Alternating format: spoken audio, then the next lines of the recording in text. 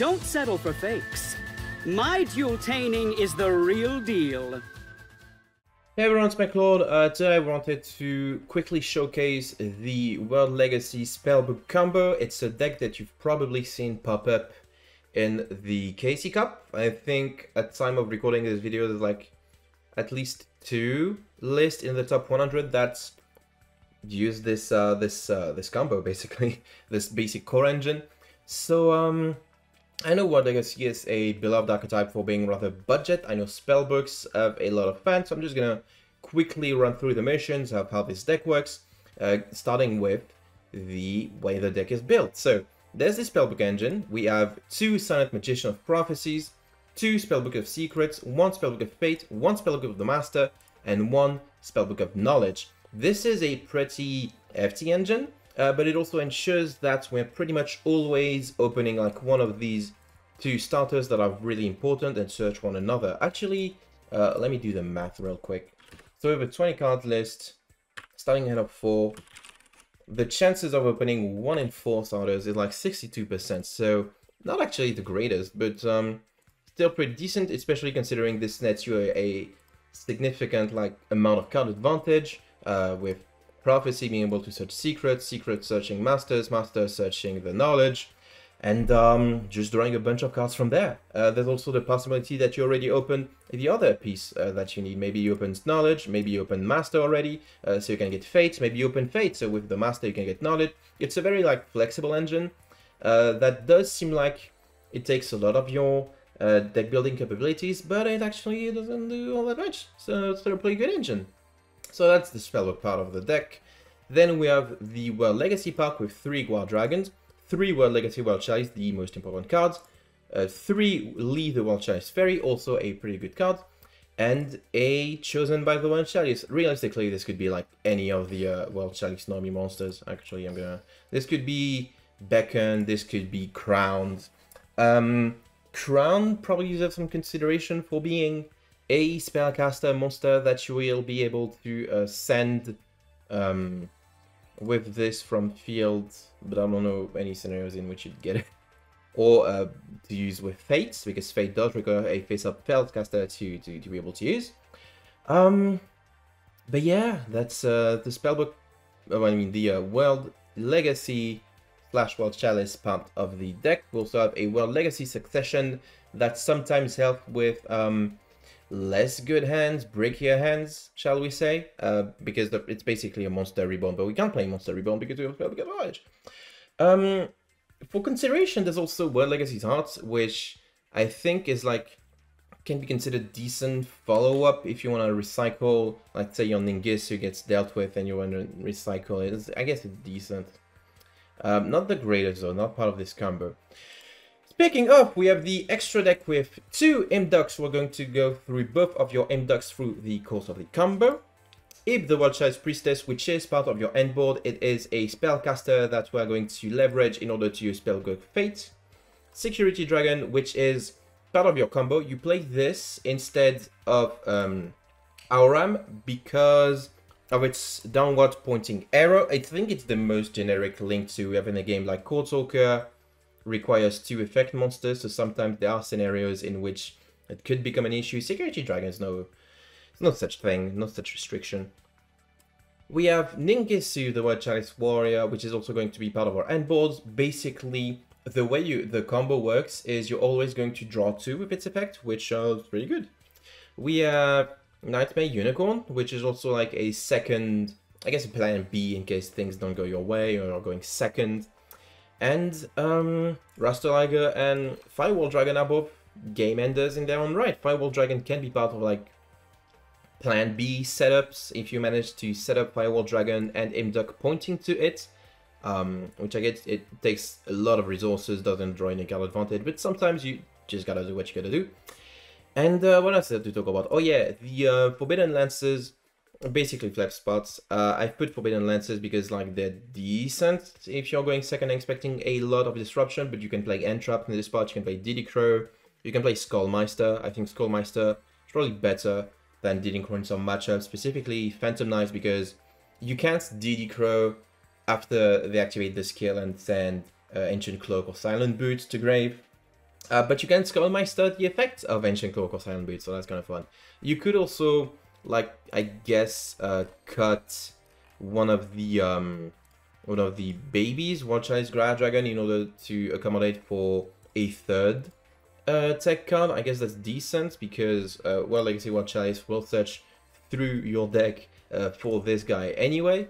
But I like having this guy in hand because he's a little bit of protection too. So you know, it's a pretty cool card. It's a pretty cool card. So it's basically the deck, and the deck would not function without a pretty powerful skill, all things considered. So the skill that we are playing is Labyrinth Builder, which basically says shuffle 2 cards from your hand to a deck, make a Labyrinth Builder, and this becomes an imp doc. This is why we're not concerned about using our normal summon for a Spellbook Magician of Prophecy, because we're just going to get the materials to make some link plays anyway. So basically the way this works is Spellbook Magician of Prophecies through several cards, rather 2 cards after like thinning our deck a little bit, and then shuffle 2 bad cards in order to make Labyrinth Wall, and then we just get our link play started. So really powerful skill that sees plays in a lot of like rogue-ish decks. Definitely has potential to be completely bonkers one day and get nerfed, who knows. So now that we've gotten the boring deck building part out of the way, I think the best thing for me is to just showcase how the combo works in practice.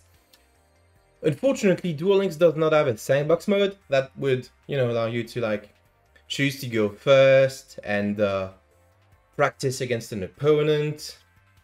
That's basically a training dummy. And choose which cards you open with. So I'm going to queue up against the AI and, you know, just restart until I go first and I open the cards that I want. So see you in a couple of hours. Okay, so this is a pretty good starting hand. Yami Yugi here is going to be my training dummy. We've already opened Fates and Masters, but we haven't opened Knowledge yet, so there's still this to look forward to. We also have World Legacy World Chalice in hand, very important, because we do want to draw it later with Knowledge, but that's not always guaranteed. So, Secret here is going to get us Prophecy. Normal summon the Prophecy. Prophecy will get us Knowledge. It doesn't really matter, either of the two. I just want to pick Knowledge because I like Knowledge. Master here is going to get us... Revealing doesn't really matter. The other Prophecy. And a lot of these cards are like interchangeable. Like if you've opened Master, obviously you don't need to search it. If you've opened either of those, you don't need to search them. Use your judgment to like figure out what you need, with like the most important card of course being Knowledge. So ideally, if you've opened only one spellbook starter, be it Prophecy or Secrets, use the Secrets to get Prophecy and or use the Prophecy to get Secrets, and then you can get actually you can get Master, and then Master to get Knowledge, which is still pretty decent. We're going to activate the Spellbook of Knowledge now.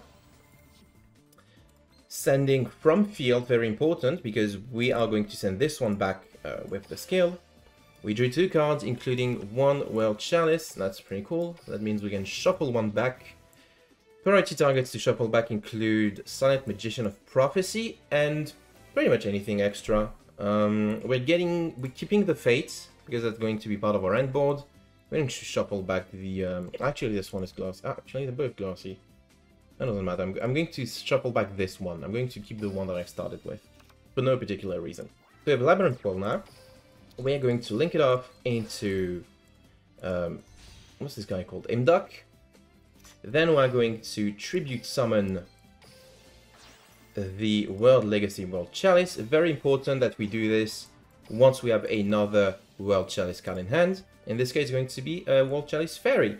If you drew like War Dragon or your chosen World Legacy normal monster, doesn't really matter. You're going to get to Lee anyway through World Legacy World Chalice.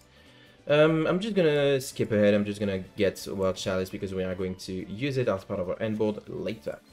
Then we are going to link these two up into Security Dragon. Once we have the security dragon on the field, the World Legacy World Chase will trigger. And we are going to special summon, probably a Guard Dragon. And we could get another fairy. I think I'm gonna get the chosen by the World Chalice at this point. Guard Dragon here. This guy here. Then we are going to link these two up for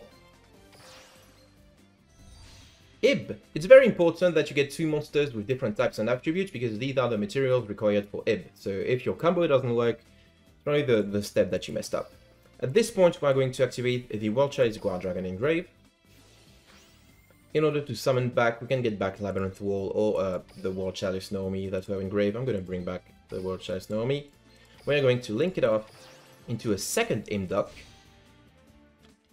You can probably guess what's going to happen next. We are going to summon Nyengesu by linking up the Imduck and the Security Dragon. We're going to summon it at link points of the Hib. At this point, Nyengesu mandatory draw effect is going to trigger. Then we chain the effect of Imduck in order to special summon the World Legacy World Chalice from hand. So we get to draw 2. Which is pretty nice, all things considered. So we also have the fates we can set. And we can even Lee in order to send back this second World Chalice. I guess this is the third one. The third World Chalice to get back Lee to maybe follow up next turn. So, it's up to you whether or not you do that. I think it's actually pretty decent. In that scenario, we have Lee for follow-up next turn. We have one disruption here, a second disruption there. We have World Chalice Guard Dragon as protection. And more importantly, we have World Legacy World Chalice Engrave, which is going to be able to search a World Legacy succession for next turn. So this is the default turn 1 setup. It is pretty good. It is pretty efficient. It can be a bit hard to interact with. Obviously, it's not the greatest setup out there. It loses the Kaiju.